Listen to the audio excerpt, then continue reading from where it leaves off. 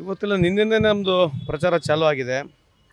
So ಇನ್ನು ಮೇ 7ನೇ ತಾರೀಕುವರೆಗೆ ಎಲ್ಲ ನಮ್ಮ ಪಕ್ಷದ ಮುಖಂಡರುಗಳು ಎಲ್ಲರೂ ಸೇರಿಬಿಟ್ಟು ಯಾವ ರೀತಿ ನಾವು ಈ ಚುನಾವಣೆಯನ್ನು ಎದುರಿಸಬೇಕು, ಬೂತ್ ಮಟ್ಟದಲ್ಲಿ ಯಾವ ರೀತಿ ನಾವು ಪಕ್ಷದ ಇನ್ನು ಸಂಘಟನೆ ಮಾಡಬೇಕಂತ ಹೇಳಿ ವಿಚಾರದಲ್ಲಿ ಇದ್ದೀವಿ.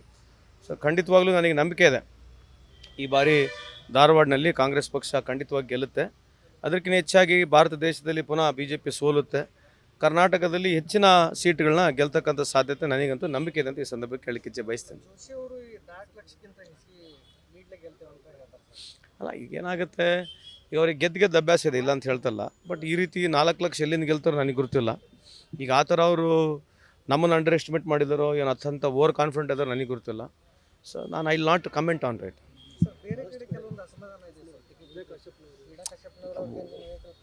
ಅಲ್ಲ, ಒಂದೆರಡು ಜಾಗದಲ್ಲಿ ಆಗಿದೆ. ಇವತ್ತು ವಿನಯ್ ಕುಲಕರ್ಣಿ ಅವ್ರ ಜೊತೆಗೆ ಬೇರೆ ಬೇರೆ ನಮ್ಮ ಪಕ್ಷದ ಎಲ್ಲ ಮುಖಂಡರುಗಳು ಅಲ್ಲಿ ಸ್ವಲ್ಪ ಮಾತನಾಡ್ತಿದ್ದಾರೆ.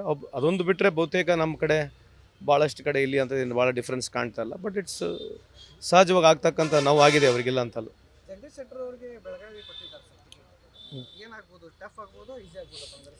ನೋಡಿ, ಇನ್ನಾದರೂ ಹೇಳ್ತಾ ಇದ್ದೀವಲ್ಲ, ನರೇಂದ್ರ ಮೋದಿ ಸಾಹೇಬರು TV ಒಂದು ತಿಂಗಳು ಆಫ್ ಮಾಡಿದ್ರೆ, TVನಲ್ಲಿ ಅವ್ರು ಕಾಣಿಸ್ಕೊಳ್ಳಾರಂಗಿದ್ರೆ ಪಿಕ್ಚರ್ ಮುಚ್ಚೋಗಿರುತ್ತೆ.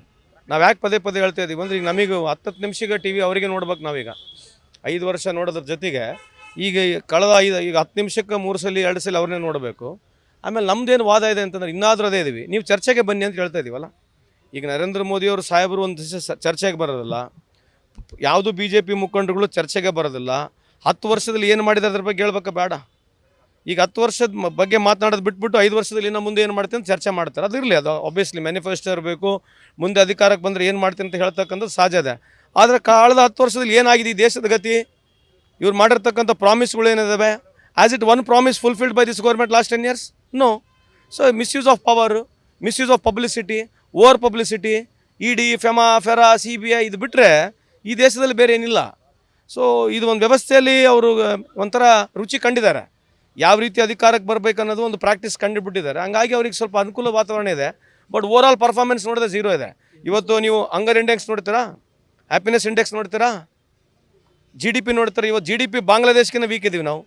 ಅದಕ್ಕಿಂತ ಹೆಚ್ಚಾಗಿ per capital income Bangladesh is better than India. ಇದ್ರ ಬಗ್ಗೆ ಚರ್ಚೆ ಮಾಡೋಣ. ಮೊನ್ನೆ ಎಲೆಕ್ಟ್ರಲ್ ಬಾಂಡು ನಾವು 2-3 ಸಲ ನೋಡಿ, ನೀವು ಯಾರು ಎಲೆಕ್ಟ್ರಲ್ ಬಾಂಡೆ ಪ್ರಶ್ನೆನೂ ಕೇಳ್ತಾ ಇಲ್ಲ. ಜನರಲ್ ನನಗಂತೂ ಕೇಳಿಲ್ಲ, ನನಗೂ ರೈಟ್ ಇತ್ತಲ್ಲ ಮಾತಾಡೋಕ್ಕೆ. ಯಾರು ಅದೇ ವಿಷಯಗಳು ಯಾವ್ದು ತೊಗೋಬೇಕು? Electoral bond is not A burning issue in this country.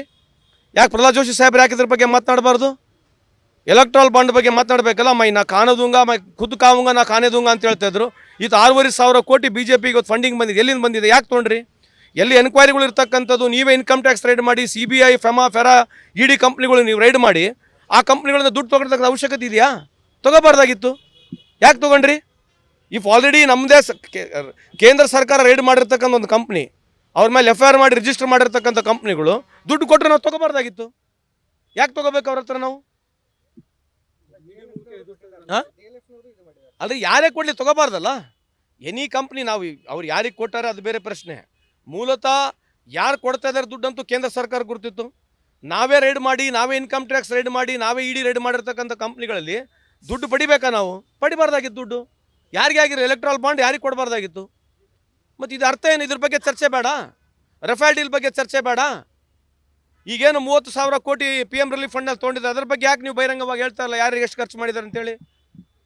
ಇವತ್ತು PM ರಿಲೀಫ್ ಫಂಡ್ನಲ್ಲಿ 30,000 ಕೋಟಿ ಪ್ರಧಾನಮಂತ್ರಿಯವರು ಕಲೆಕ್ಟ್ ಮಾಡಿದ್ದಾರೆ. ಅದ್ರ ಬಗ್ಗೆ ಯಾಕೆ ಬಹಿರಂಗವಾಗಿ ಮಾತನಾಡ್ತಿಲ್ಲ? ಇದು ಚರ್ಚೆ ಅಲ್ವಾ? ಯಾವ ಚರ್ಚೆ? ದಯವಿಟ್ಟು BJP ಅವ್ರಿಗೆ ಕೇಳ್ತಕ್ಕಂಥದ್ದು, ನೀವು ಚರ್ಚೆಗೆ ಬನ್ನಿ. 10 ವರ್ಷ ಅವಧಿಯಲ್ಲಿ ನೀವು ಏನಾಗಿದೆ, ದೇಶದ ಸ್ಥಿತಿ ಏನಿದೆ, ದೇಶ ಎಷ್ಟು ಸಾಲದಲ್ಲಿ ಹೋಗಿದೆ, GDP ಬಗ್ಗೆ ಮಾತನಾಡಿ. ಬೇರೆ ರಾಜ್ಯಕ್ಕೆ, ಬೇರೆ ದೇಶಕ್ಕೆ ಹೋಲ್ಸ್ಕೊಂಡು ನೋಡೋಣ. ನಾವು ಬೇರೆ ದೇಶಗಳ ಬಗ್ಗೆ ಹೋಲ್ಸ್ಕೊಂಡು ನೋಡೋಣ. ಬಾಂಗ್ಲಾದೇಶ 10 ವರ್ಷದಿಂದ ಎಷ್ಟಿತ್ತು, ಚೈನಾ 10 ವರ್ಷದಿಂದ ಏನಿತ್ತು, ಸೌತ್ ಕೊರಿಯಾ 10 ವರ್ಷದಿಂದ ಏನಿತ್ತು, ಜಪಾನ್ 10 ವರ್ಷದಿಂದ ಏನಿತ್ತು? ಯಾರ ಬಗ್ಗೆ ಚರ್ಚೆ ಮಾಡ್ಬೇಕು ನಾವೀಗ? ಚರ್ಚೆಗೆ ಬರೋದಿಲ್ಲ. ಎಲ್ಲಿ ಕೇಂದ್ರ ಕೊಟ್ಟಿಲ್ಲಲ್ರಿ? ಅಲ್ಲ, ಕೊಡ್ತೇನೆ, ಮತ್ತು ಸುಪ್ರೀಂ ಕೋರ್ಟಿಗೆ ಹೋಗ್ಲೇಬೇಕಾಗೈತೆ. Because they are not giving. Alright, ನಾವ್ಯಾಕೆ ಸುಳ್ಳು ಹೇಳನ್ರಿ? ಈಗ ಬರಗಾಲ ದುಡ್ಡು ಬಲ್ಲಿದ್ದು ಕೂಡ ಸುಳ್ಳು ಹೇಳ್ತೀವ ನಾವು? ನಿಮಗಂತೂ ಗೊತ್ತಿದೆಯಲ್ಲ, ನಿಮಗೆ ಗೊತ್ತಿಲ್ವ ಯಾರು ಸುಳ್ಳು ಹೇಳ್ತಾರೆ, ಯಾರು ಸರಿ ಹೇಳ್ತಾರೆ? ಈಗ ಏನಾಗಿದೆ, BJP ಅವ್ರು ಏನು ಹೇಳ್ತಾರೆ ಅದನ್ನೇ ವೇದವಾಕ್ಯ. ನೀವು ಪ್ರಾಬ್ಲಮ್ ಆಗಿರೋದು ಈ ದೇಶದಲ್ಲಿ ಯಾರು ಪಬ್ಲಿಕ್ನಲ್ಲಿ ಅವ್ರಿಗೆ ನಾವು ಅಫೆಂಡ್ ಮಾಡೋಂಗಿಲ್ಲ, ಯಾರು ಕ್ವಶನ್ ಕೇಳೋಂಗಿಲ್ಲ. ಇವತ್ತು ಕೇಜ್ರಿವಾಲ್ ಅವ್ರನ್ನ ಅರೆಸ್ಟ್ ಮಾಡಿದ್ದಾರೆ. ಏನು ಬೇಸಸ್ ಅದು ಅರೆಸ್ಟ್ ಮಾಡಿರ್ತಕ್ಕಂಥ ತಮಗೆ ಗೊತ್ತಿದೆ. ಅವು ಯಾರು ಇವು ಅಪ್ರೂವರ್ ಆಗಿದ್ದಾರೆ ರೆಡ್ಡಿ ಅವರು, ಅವರೇ BJPಗೆ ದುಡ್ಡು ಕೂಡ ಕೊಟ್ಟಿರ್ತಕ್ಕಂಥದ್ದು ನೇರವಾಗಿದೆ. ಮತ್ತು ಯಾರು ಅರೆಸ್ಟ್ ಆಗ್ಬೇಕೀಗ? ಮತ್ತೆ ನೋಡಿ, ಇವತ್ತು ಒಂದು ವ್ಯವಸ್ಥೆಗೆ ಏನು ಅಂಟ್ಕೊಂಡು ಏನು ಇದರಿಂದನೇ ಭಾಳ ದೇಶ ಉದ್ಧಾರ ಆಗುತ್ತೆ ಅಂತಂಗೆ ಅಧಿಕಾರಕ್ಕೆ ಬರಲಿಕ್ಕಾಗಿ ಏನು ಮ್ಯಾಕ್ಸಿಮಮ್ ಮಾಡ್ಲಿಕ್ಕೆ ಮಾಡ್ತಾ ಇದ್ದಾರೆ. ಅದು ಮುಂದೆ ಅದು ಇದು ನೋಡಿ, ಇವರು ಮಾಡ್ತಕ್ಕಂಥ ಆಡಳಿತದಿಂದ ಭಾರತ ದೇಶದ ಯಾವುದೇ ಯುವಕಗಾಗಿರಲಿ, ಬಡವ್ರಿಗಾಗಿರಲಿ, ರೈತರಿಗಾಗಿರಲಿ ₹1 ಅನುಕೂಲ ಆಗಿಲ್ಲ ಕಳೆದ 10 ವರ್ಷದಿಂದ. ಆಗಿದ್ದರೆ ಕೇವಲ BJP ಮುಖಂಡರುಗಳಿಗೆ ಮಾತ್ರ ಅನುಕೂಲ ಆಗೋದು ಬಿಟ್ಟರೆ BJP ಕಾರ್ಯಕರ್ತರು ಕೂಡ ಅನುಕೂಲ ಆಗಿಲ್ಲ ಇದು. ಸೊ ಈ ವ್ಯವಸ್ಥೆ ಮತ್ತು ಹೋಗಬೇಕಲ್ಲ ಜನಕ್ಕೆ. ಅದಕ್ಕೆ ನಾವು ಎಷ್ಟಾಗುತ್ತೆ ಅಷ್ಟು ಪ್ರಾಮಾಣಿಕ ಪ್ರಯತ್ನ ಮಾಡ್ತೀವಿ. ನಂಬಿಕೆ ಇದೆ, ಖಂಡಿತವಾಗ್ಲೂ BJP ಈ ಬಾರಿ ಅಧಿಕಾರದಿಂದ ಹೊರಗೆ ಹೋಗುತ್ತೆ ಅಂತ ನಂಬಿಕೆ ಇದೆ.